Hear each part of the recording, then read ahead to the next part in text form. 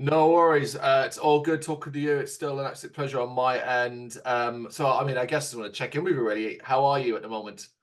Good, yeah, all right, yeah. Just like I say, there's just an awful lot going on in life, so we've been up against it quite a lot with a lot of bad luck, which has been yeah, which we're kind of hoping will run out a little bit, but in terms of all of this, all of the album, we're getting ready and everything. It's all systems go, which is wicked. So yeah, happy about that.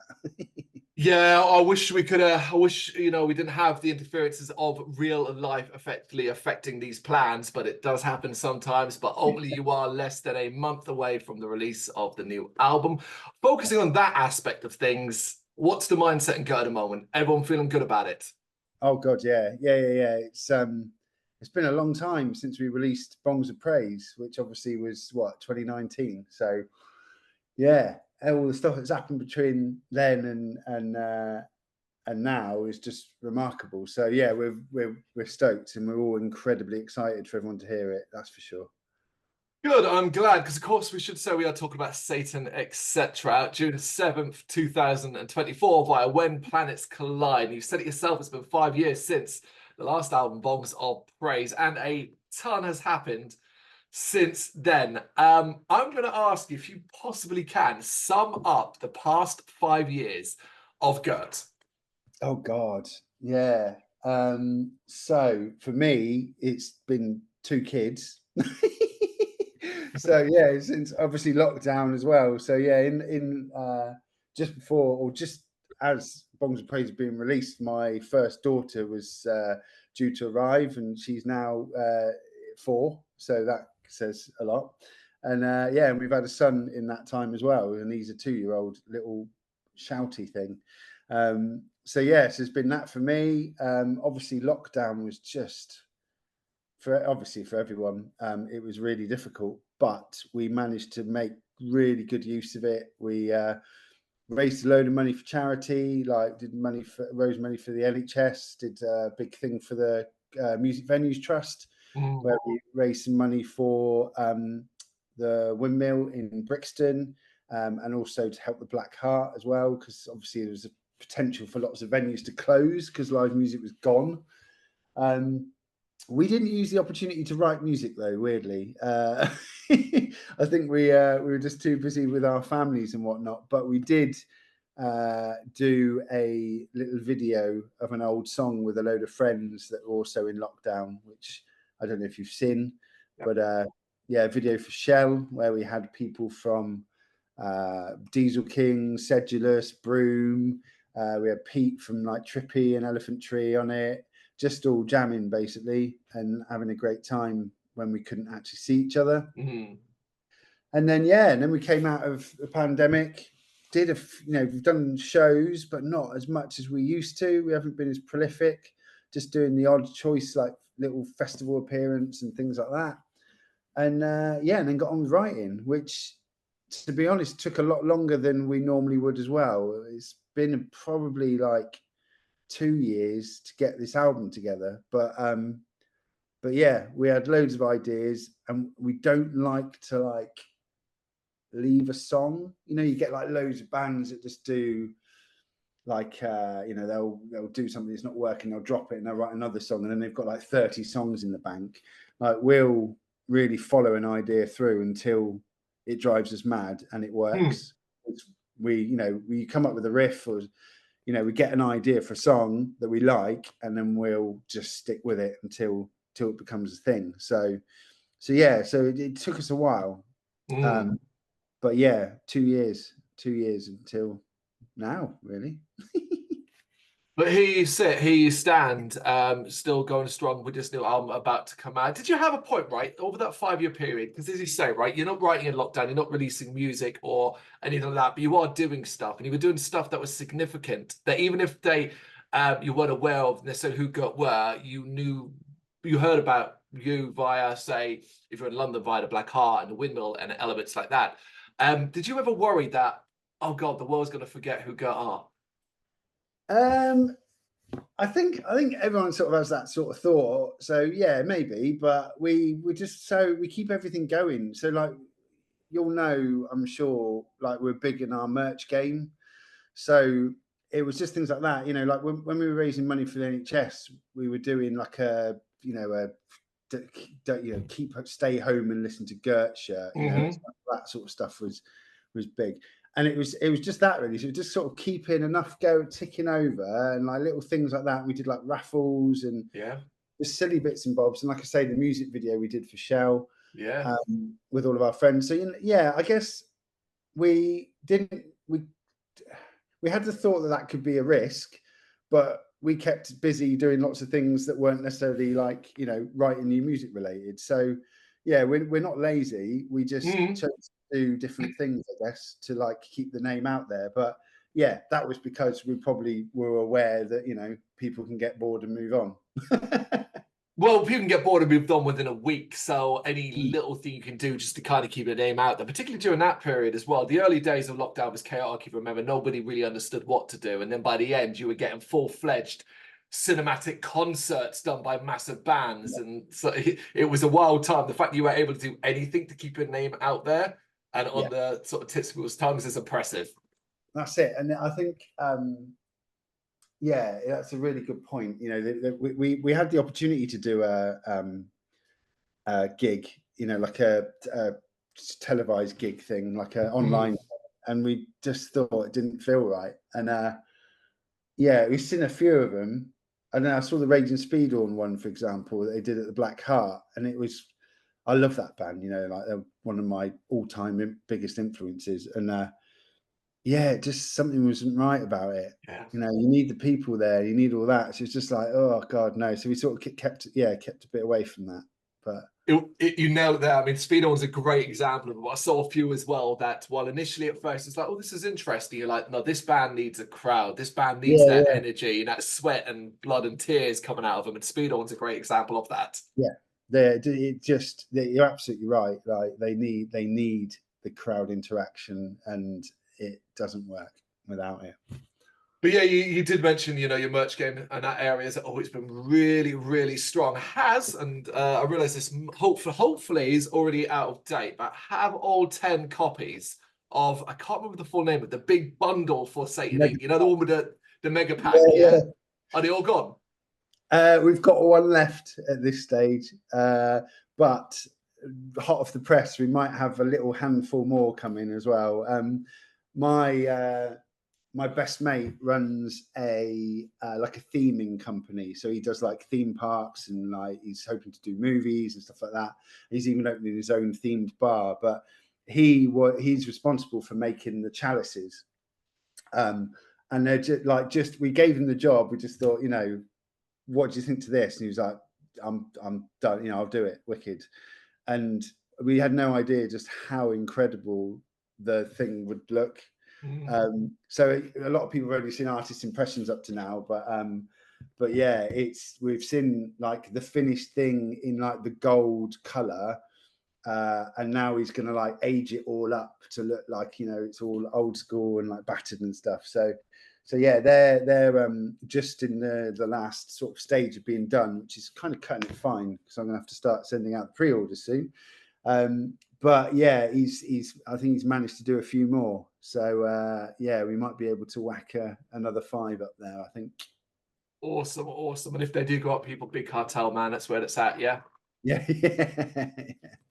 That's it, Big Cartel.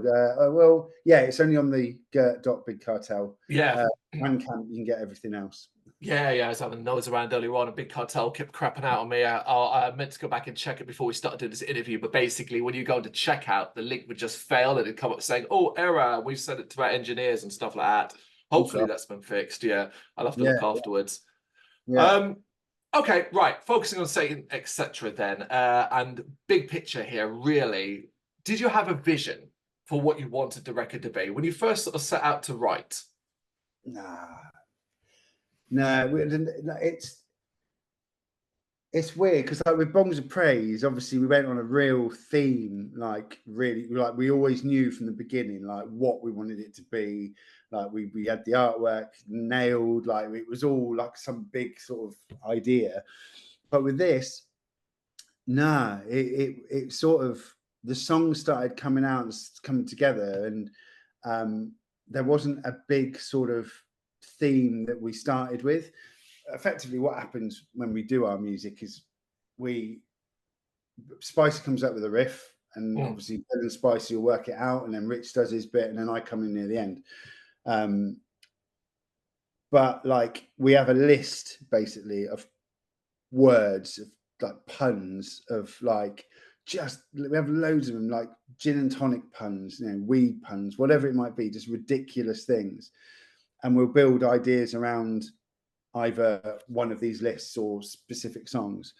And we were just picking bits out, you know, and just trying different things, and like, yeah, and just coming up with whatever seemed to happen. And the whole idea behind Satan, etc., sort of came when we were like quite late on. We'd had quite a few songs already done, because it was starting to feel quite nasty and heavy and all that sort of stuff. We wanted to add our little tongue-in-cheek flair to it. So we were just looking at like almost just taking the piss a little bit. And yeah, and Spicy came up with the idea of Satan, etc., just like, you know, kind of just run. It's sort of like taking the piss out of the idea of metal, you know, like, oh yeah, a bit of whatever. So yeah, so no, it just sort of, I guess it was just bits and bobs at a time that sort of just come together. And then once we got the album nailed down, like the last few songs sort of loosely fit with the theme. But yeah, it was just we just wanted people to like look at the record, look at the artwork, look at the song titles, look at the album title, and not really be prepared for what's in it. Because it is definitely some of the nastiest songs that we've done. Yeah, definitely some of the heaviest music you've written, definitely to date. Do you remember roughly what stage you realized, okay, we have the making of an album here? We have X amount of songs written. These are vibing. These are going to work on an album. What stage? What you mean, like how long ago, or like? Well, just I guess in the creative process, when you kind of realize, okay, we have enough tracks here to make an album. Yeah, well, it wasn't that long ago, really. Like, we work with Steve Sears every time we do an album, and we had, it was probably like what, October, November last year, where we were like, right, we've got almost what we need. We need a couple of songs, and then we're ready. And then what we do is we sort of almost book ourselves in with Steve and get that all rolling, because I don't know if you know, but sometimes it can be a ball ache to get sort of producers, you know, records, you know, like studios in check and booked in. So yeah, so we almost use that as a way of just getting that final push and getting it finished. So yeah, I guess quite late on in the process, but we almost need to like commit ourselves to get things finished, particularly when it's so long as well. It kind of forced your hand. You're like, okay, we haven't quite got there yet, but we're booking it in, and now we know we need to get it done by that point. Yeah, and what tends to happen when you do that is you whack out a couple of your better songs. They say, like, you know, you hear like Slade, you know, and bands like that say, oh, they wrote fucking, do they know it's Christmas in 5 minutes? Like, there's a lot to be said about stuff like that. You know, loads of big bands, like massive hits, say, you know, this was just done in one session or whatever, or like, you know, just pissing about. And there's I reckon there's a lot of truth in that, because, you know, we've almost done this with every album in some way or form, like sort of not rushed, but like got ourselves booked in to make sure we finish it. And it's always those last couple of songs that come out that seem to be the ones that are like the hits, or like the real rages, or like real fucking sense of urgency about them, or whatever it is. But yeah, that was definitely the case with this one. Do you remember what the songs were that came at the end? Yeah, Knife Fever, which is the single you've already heard, and Doy of the Doid. That's a song about my kids. I wrote a song about how much I love my kids, but it's fucking vile song and sounding. Yeah, it's one of those when you describe it like that, oh, that's so adorable. But then you hear it, and it's still adorable because, hey ho, the subject matter totally is. But yeah, it's still a Gurt song nonetheless. That's the thing. I guess for long-term fans who, like, if they haven't heard the first single, need not worry here. This is still completely and utterly a Gurt album. Yeah, that's it. Looking at the entire process, and I'm talking about from the first riff to the last lyric being written, getting to the studio, getting the masters back, the entire process. For you personally, what were some of the more challenging aspects of creating this record? I guess some of the with some of the lyrics, like this one's been really difficult from a lyric perspective for me, just because I wanted to get a few things across in it, particularly like, you know, the state of the world, the shit things that happened. You know, there's some more like nihilistic sort of concepts we've dealt with, which we don't normally do, or I don't normally do when I'm writing a song. And I didn't want it to become one of those sort of things, you know, where it's like, oh, we're so like, bleh, and like fucking having a shit, you know, with dark and deathy and doomy, whatever. So it was like kind of writing, still wanting to get the message I wanted across, but with still sort of taking the piss, or like, you know, a little bit tongue in cheek, or whatever, you know, whatever you would call our sort of style. So yeah, it's a couple of songs where I had I had to rewrite a couple of times the lyrics, just because it was almost a bit too serious, for want of a better term. Yeah. So yeah, I guess the lyrics were a challenge. Did you find yourself getting frustrated though, right? So you're writing these lyrics and you are taking it from a darker point of view because you only have to stare at your window and there's something else wrong in the world, let alone in the UK alone. And then realizing, as I say, you want to have a little bit more fun with it. You want to take a more tongue-in-cheek approach to it, but that kind of forces your hand. Did you find yourself ever getting frustrated with having to do that? And you'd rather just get angry? Yeah. Well, no, I guess it didn't feel like they were working. Do you know what I mean? Like, it wasn't like, oh, I've got to try and be silly. It was more like, you know, that doesn't feel right. Like, it's not the sort of vibe I want to put across. So I was getting frustrated with the fact that I was having to like work on it, if you know what I mean. Like, Yeah. you know, it should feel natural. It should just come out. So I'm pleased to say, like with this, like with one of the songs in particular, which the first song on the album, you know, I rewrote that like 2 times, because it, like I say, it's one of those things where you're just working on it so hard. It's like, this is, if I'm having to put this much work into it, it's not right. But then literally the third time, or what is now the song, it was the practice we had after the Queen had died, and I thought, oh God, like there's something there with that. And then literally the whole thing just came in like an evening. And it's not as if we've got the most like complicated lyrics ever. I don't write, you know, fucking War and Peace or anything, but yeah, it was nice because it just came out and it was like, yeah, that feels right, and that's what I want. So yeah, after all that work, it's all like, it gets, like I said earlier, like it's all done in an evening and happy days. Just sparks like that is fantastic. And the fact that you get to date it because, you know, the Queen died shortly before. So the second line is, and so is the king, though. So it's not really like it was just, that was almost like the sort of catalyst for what I ended up wanting to say. So yeah. All right, looking again, sticking with the entire creation process, but this time from a more positive perspective. When you reflect on the entire process, what are some of your favorite moments, aspects that you either loved or that pushed you in a positive way? There's a few like cheeky blats and like pig squeals and just noises in there. Like you know, that makes me so happy when I listen back, and just like the silly shit, like the cackle. Like, I love cackling. Like anyone, and when I'm live, when I sing live, like I'm always like cackling and trying to whack weird screams and shit in there, like in songs that wouldn't necessarily normally have them. And I managed to really get some of that out on this record, and you know, a lot of that is through Steve, sort of our producer, like, you know, taking the piss and sort of getting the best out of me on the day. But yeah, there's some silly shit in there which made me really happy when I listen back.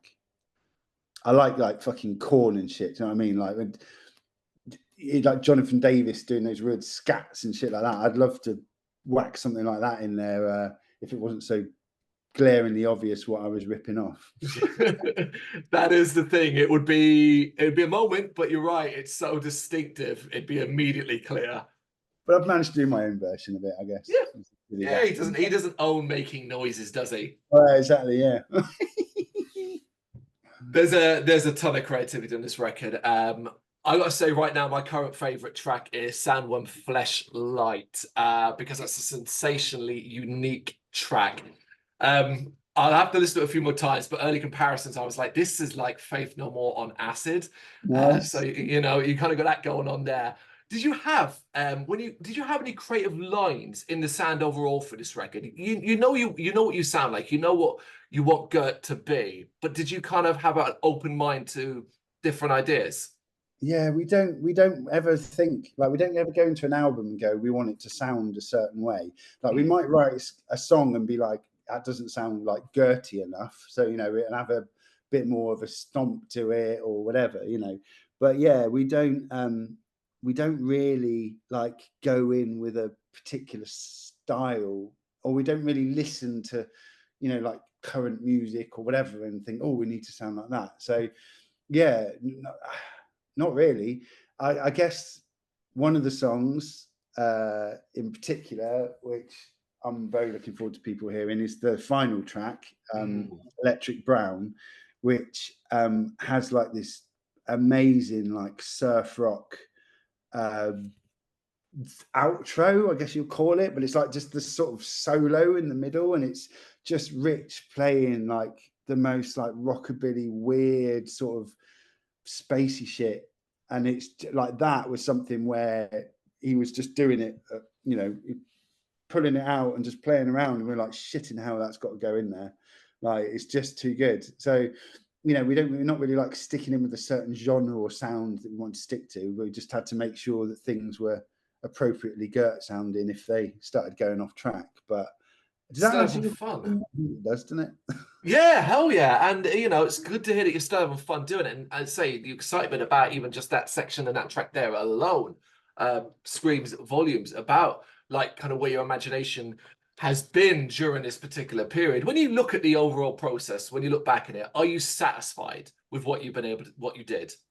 Yeah, absolutely. Yeah. And I think a lot of that comes from when we get in the studio as well, like, because Steve, our producer, he's just incredible. Like, because we'll go in with the songs and be like, right, this is it.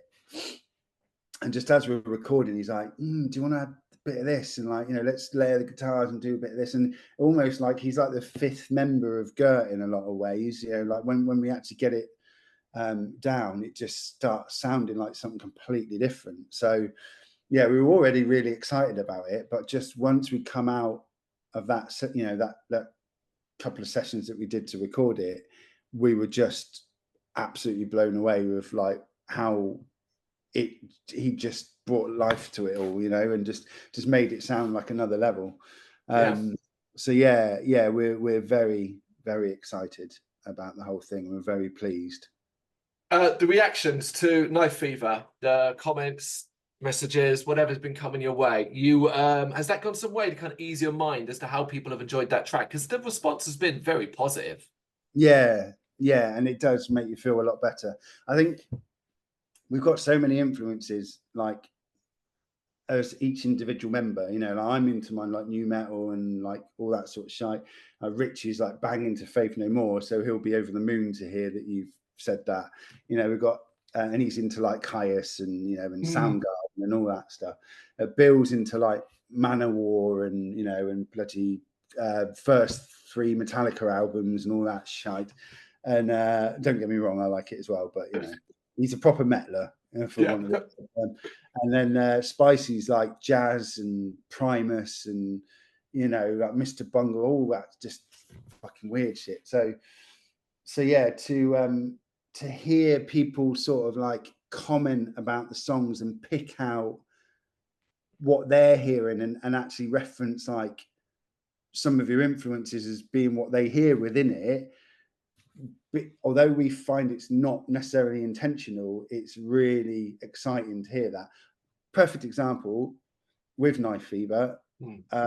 Someone said it sounded like vocally, it sounded like Will Haven, and like for me, like subconsciously, Grady is like one of my biggest like vocal influences like ever, and to like pick up, hear people picking up on that without me even like intentionally trying to sound like that is just like really flattering, and also just mind-blowing. I love it. Absolutely. Sticking with Knife Fever though, right? As a person who's also had that specific operation, it spoke to me. I'll bet mine seems to be fine. I just want to ask, are you okay? I'm all right, yeah. I wasn't on the day. I was not on the day, but yeah. I'm all right now. Good. I ask people to go, if you want to know what we're talking about, go read the lyrics for this track. Overall, then, what does this record say about Gurt in 2024, do you think? I just hope I just think it just says we're back, mate. Like, you know, we're back on it. We're here and we're ready to fucking get on with it and smash it out. Yeah, a lot has happened in 5 years.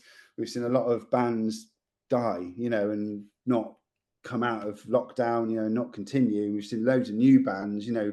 We look at the scene now and it's completely different to whatever we left behind, you know, when we were touring before lockdown. So yeah, this is a sort of statement of intent, I guess, to say hello. Do you remember us?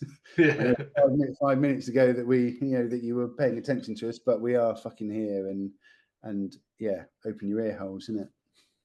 It's a hell of a statement. Right, Gav, I need a few more minutes of your time. This is Ozzy Osbourne, and in his head are randomized cards of everything, including many submissions by bands and artists that we've spoken to over the years.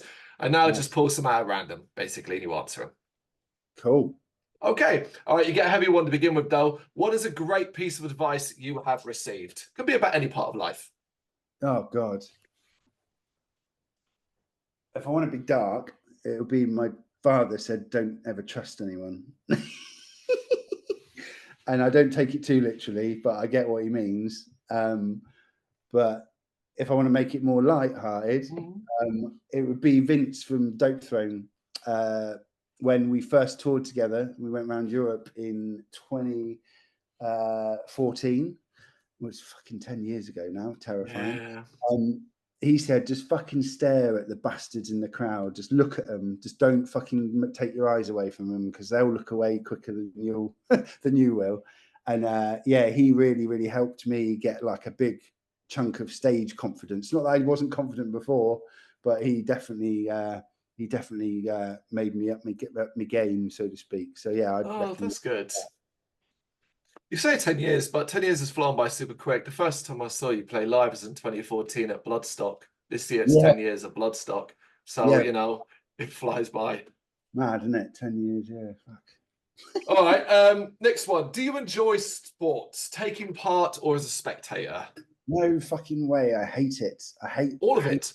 Oh, 99% of it. Yeah, I can't stand this like male thing of like, you must be into like football. I'm just, I find it abhorrent. But I get, you know, people love football and I let them do their thing. I don't care. But I hate the fact that, you know, people see that talking about football in particular is like almost like a personality trait, and that, like, by not liking it, you know, like you haven't got anything to talk about. So yeah, no, I'm not. I do not like sport one single bit. There it is. Okay, next one. What is the most disgusting thing you've ever eaten?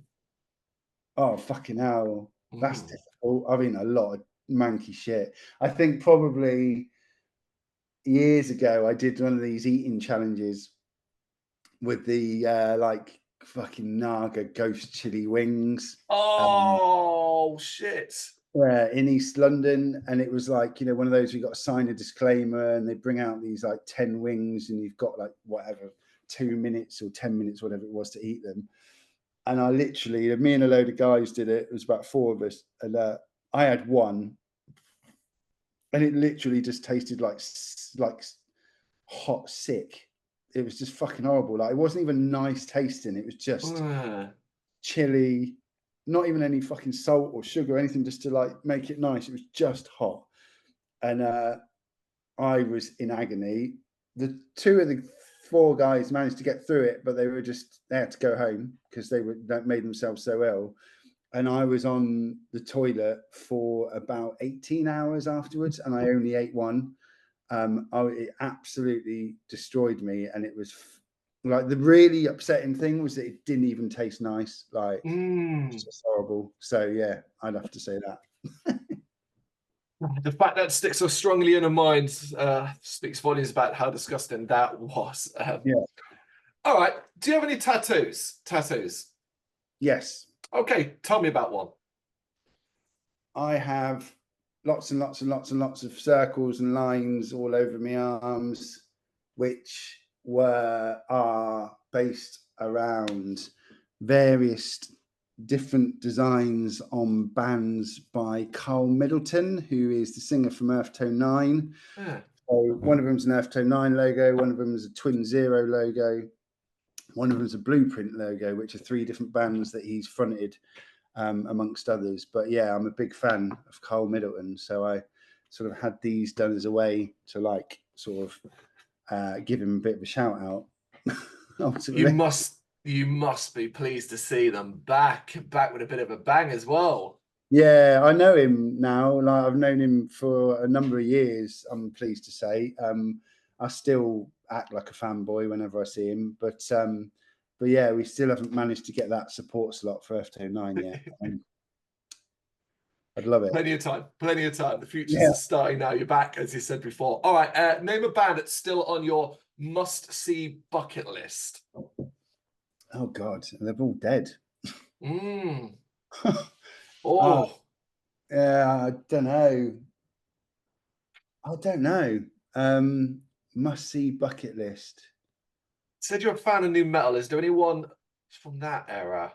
Yeah, there's loads. I'll be honest. I would love to see. They're not touring, and they will never tour. But I'd love to see the original White Zombie back together. I'd kill for that. It's possible, they're all still with us, but yeah, Rob Zombie's pissed everyone off so much it would never happen. But I had an opportunity in like '95 to see White Zombie, and I was too young. My mum and stepdad at the time wouldn't let me go, and I was gutted.